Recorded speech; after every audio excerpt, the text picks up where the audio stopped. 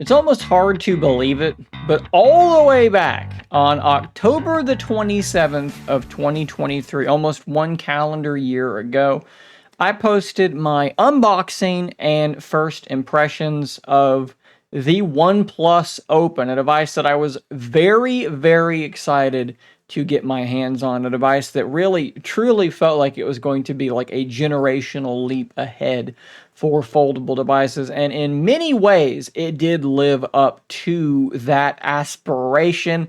In this video, we're going to kind of look at this device now that it has been effectively a year. I know that we're like a handful of days short of a year, but just go with it. 1 year later, the OnePlus Open has received quite a few software updates, and I've spent a lot of time using it. So let's take a look at the OnePlus Open 1 year later. I think the most logical place to start this video is to look at how this device has held up from the hardware perspective. Now, I will say that I did not daily drive this phone the entire last year, but it was one of my most used devices. My SIM came in and out of this thing all the time. I've talked about that a lot on the channel. So it has received a fairly, reasonably high level of use. And with that level of use, I do think it's held up pretty well. Now, I do have a screen protector on it. I did, unfortunately, get a little scratch. Maybe you can see it right there before I put the screen protector on. So that was a little bit of a bummer. I don't usually end up with scratches on my screens, but everyone has bad luck from time to time, and it hit me.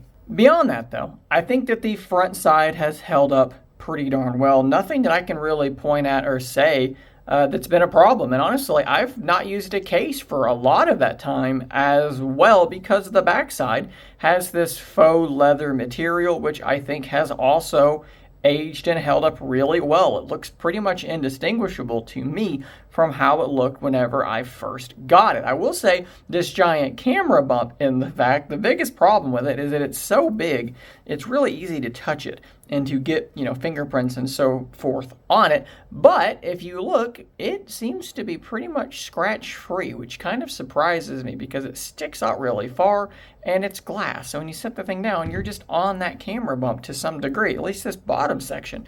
You'd expect it to be kind of scuffed up, but it's not. It's held up really, really well. My hinge, likewise, looking quite good.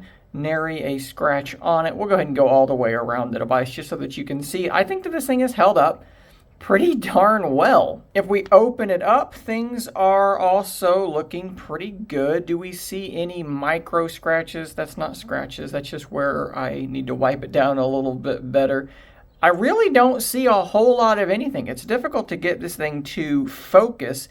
There are just the tiniest little micro marks right in that area. Maybe you can see that, maybe you can't, but that is something that I notice on every foldable that I use. That's where, my thumb ends up being. The only thing I've noticed about this device in terms of wear and tear that has concerned me at all, if you look at the crease, it is still very, very difficult to see, in particular when you compare it to the creases of other phones. We'll just grab my Z Fold 6 and you can see how much more noticeable that crease is versus the crease on the OnePlus Open. But if you look at the bottom of the crease, right about there, can you see that little bump?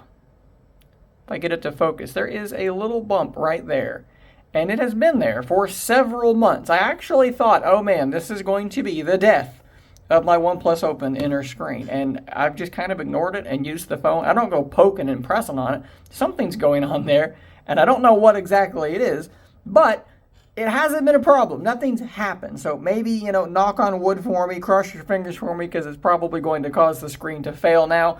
But it's kind of the only thing I can point to and say, hey, something, a little bit strange is going on there. I will say that compared to some of the other phones around, so obviously the Z Fold 6 is right there with it, but using my Pixel 9 Pro Fold, which I have here, and I've used it a lot for the last month or so, the OnePlus Open does continue to feel exceptionally light.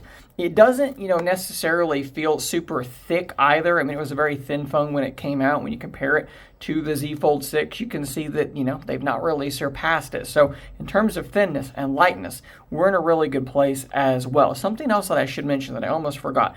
Let's see if this actually is picked up with my camera. Listen very closely as I open this.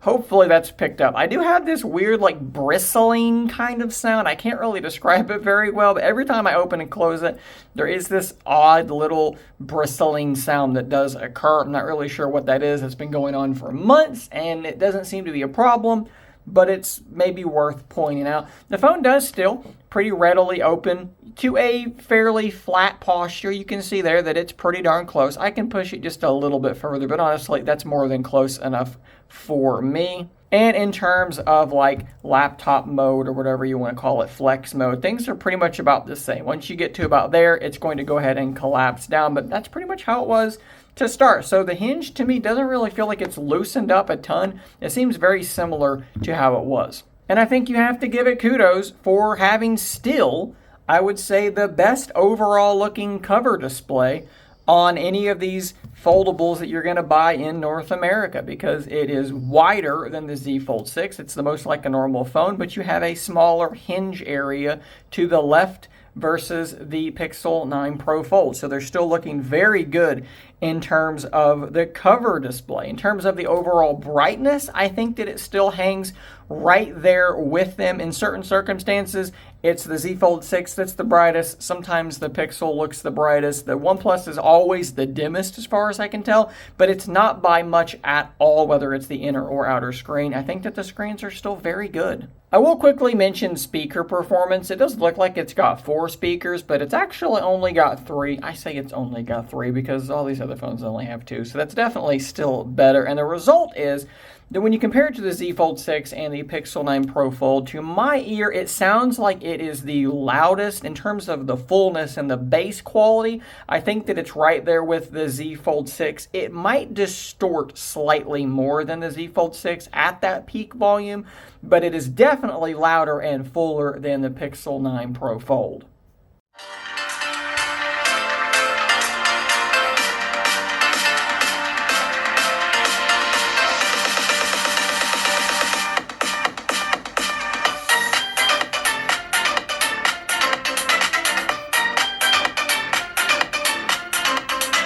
It is a very impressive speaker setup, to say the least. And because you have a speaker firing here, and then 2 speakers firing here, you do have stereo sound no matter how you orient the device, which I love. So obviously this thing has an enormous camera module, and you could argue, as far as the devices that you can easily buy in North America, foldables I'm saying, the Z Fold 6, the Pixel 9 Pro Fold, and the OnePlus Open, you could make a pretty strong argument that it has the best camera hardware. What does that get you? How has that changed over time? Well, let's look at some pictures. We're not going to do like a comprehensive thing here. I'm just going to kind of talk about the things that stand out to me. And one of the things that stands out to me is the portrait mode on this thing when using that 3x periscope zoom, because it is absolutely outstanding. When it hits, the colors, the sharpness, the way that the focus falls off, it has taken some of my all-time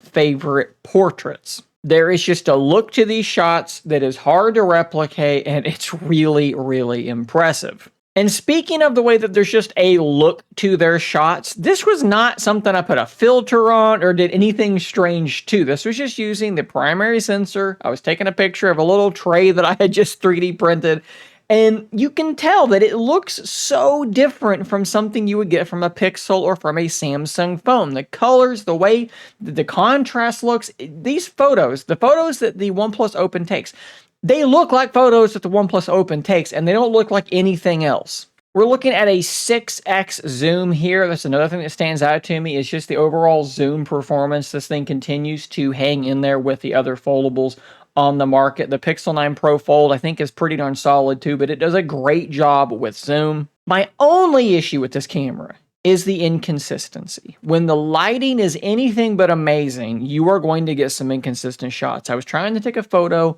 of the little control panel on my 3D printer to basically save where I had my Z offset at the moment. So I could I'm trying to dial it in basically. I took the picture, didn't think anything of it. I looked back at the photo and I realized this is what I had taken. I had to go back and do it again, hold very still to get the photo that I wanted. And that is not something I would have to do if I were using my Pixel. I've said this before in other videos, and if you want to see a whole bunch of samples from this camera, maybe go watch the video where I compare these two cameras, because I'm going to go much more in depth there.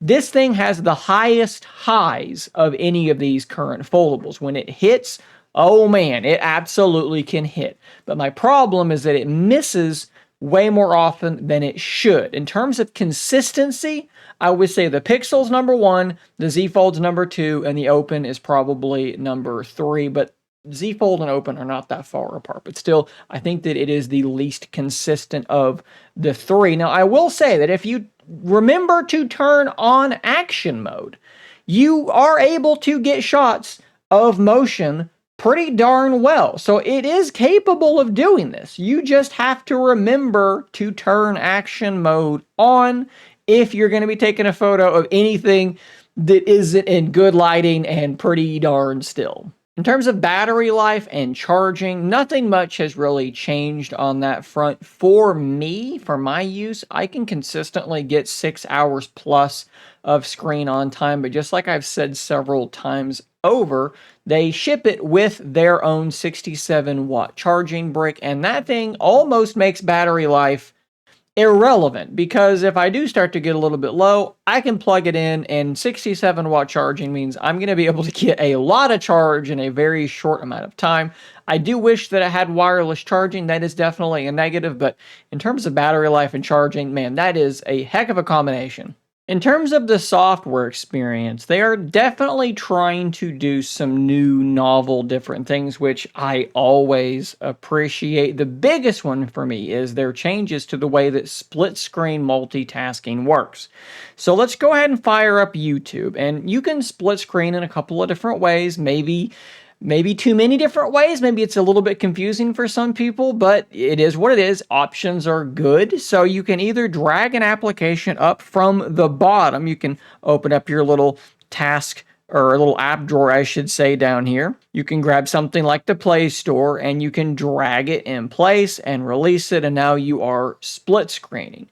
You can also take a 2-finger swipe down and it's going to actually split. Let me try that again because I accidentally opened up my notification shade at the same time. It's going to open it up and show you your launcher, and you can then just select the second app, and the same thing is going to happen. The way that they've kind of reinvented the wheel here, though, is the little handle up at the top of the screen. If you click on that, you can expand an application, which allows you to see the full tablet version of the app and quickly jump back and forth between apps depending on which one you're tapping. And then you can actually grab a third application and add that in as well. So now we have 2 up top and 1 down below, but you can go in and expand each one of these until you have 3 full tablet-sized applications that you can jump between. This is a really useful feature. It's a ton of flexibility, but it is a bit harder to learn because there's just so much going on there. And then you have some additional layers of, maybe you would call it, quirkiness that sometimes actually borders on just being buggy. So let's open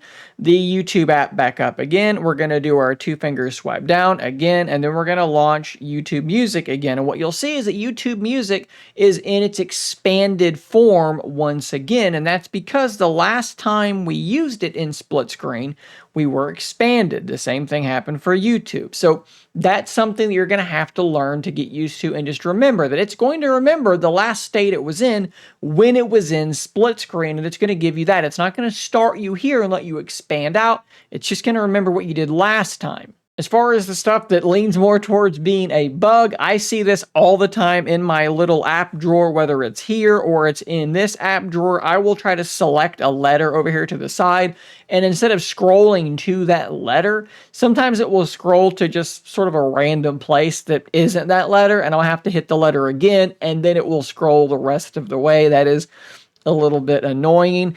Another thing that's a little bit annoying is if you want to customize the icon on your launcher, you can do this. I don't think I have an icon pack installed to show you this, but basically you go to customize the icon and you will scroll through the available icons you can pick that are in the pack, but it'll only let you see the first maybe 50 or 60, and that's it, which is definitely a bug, and that's been present the entire time this device has been on the market. I can't really show you this in this view, but I've also had some issues with the auto brightness being a little bit finicky. Sometimes it's a lot dimmer than it actually should be, and I have to manually go in and turn that up just a little bit, and that can be a little bit frustrating. They also did completely change the way that gestures work when you're inside a split screening situation. It used to function where a swipe back on the right side would always go back on this app, and a swipe back on the left side would always go back on the left app.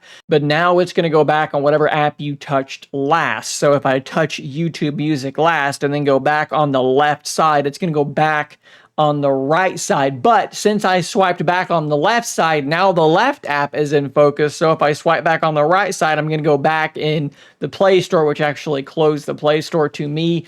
It's weird to change that midstream, and it also is just a weird implementation that is unlike the implementation on any other phone I've ever used. Z Folds are similar to that, but on a Z Fold, the back swipe does not change focus the way that it does on the OnePlus device, and I almost wonder if that's a bug. We've actually started to see buried in the settings some little things hinting towards some AI features that are likely coming relatively soon. We do have the new AI eraser, which hopefully this works well on the fly. It snapped onto my dog pretty darn well, and it should be able to remove her from this photo. It actually failed, so we're going to try that again. It's not perfect, and of course I'm filming it, so we're going to have issues. They are beginning to add these sorts of features in slowly but surely. It has failed again, so just kind of take that as part of the review. I talked about how things are a little bit finicky and a little bit buggy sometimes, and there you go, on the fly, failing right on cue. But I do expect more AI stuff like this to be coming. As we do know, maybe by the time you're watching this, this has already been announced, but on October the 24th of 2024, we should be getting the unveiling of Oxygen OS 15. And if you look at Color OS 15, there are a whole bunch of new sort of AI-based photo editing things and lots of things like you would expect. So updates have been a little bit underwhelming on this device, I would say, so far, but hopefully we do get Android 15 relatively soon, and that does improve that situation a little bit. Right now, at time of recording, it is the middle of October, and we are still on the September security update. So that is definitely something they could improve on. To kind of start to wrap this thing up, though, I think that the OnePlus Open is still an incredibly solid phone. It does have its software quirks. It does have things that I really like about the software, like Open Canvas. It's got a camera that has incredibly high heights, but often, maybe a little too often, some low lows. And that's kind of just the overall feeling of this device. It does some things incredibly well, and then other aspects are a little bit undercooked and maybe lack a little bit of the polish you would see from a Samsung or a Google phone. But it has one colossal advantage, which I think is going to put it over the top for a lot of people. It's the fact that you can go on Amazon right now and buy one for $1,300 instead of $1,800 or $1,900 for the competition. And yes, I know you can go to your carrier and get all sorts of deals, but I mean, unlocked right now, it's so much cheaper. And while being so much cheaper, in so many ways, it is just as good as those other foldables, if not better. If you can put up with some of those little pain points, some of those small areas that lack polish, you can have an absolutely phenomenal experience with the OnePlus Open. In fact, if I weren't going to be daily driving the Pixel 9 Pro Fold, I'd probably just revert back to the OnePlus Open. So guys, those are my thoughts on the OnePlus Open 1 year later. I would love to hear from you. Have you owned this phone that entire time? How have you seen it change? Have you seen it maybe change more than I have, or I've seen it pretty much stay the same as it was whenever it launched, which is not necessarily a bad thing because it launched in a pretty darn good place. It's a really good phone, but let me know what you think in those comments down below. Thanks for watching. Subscribe for more content like this, and until next time, stay nerdy, my friends.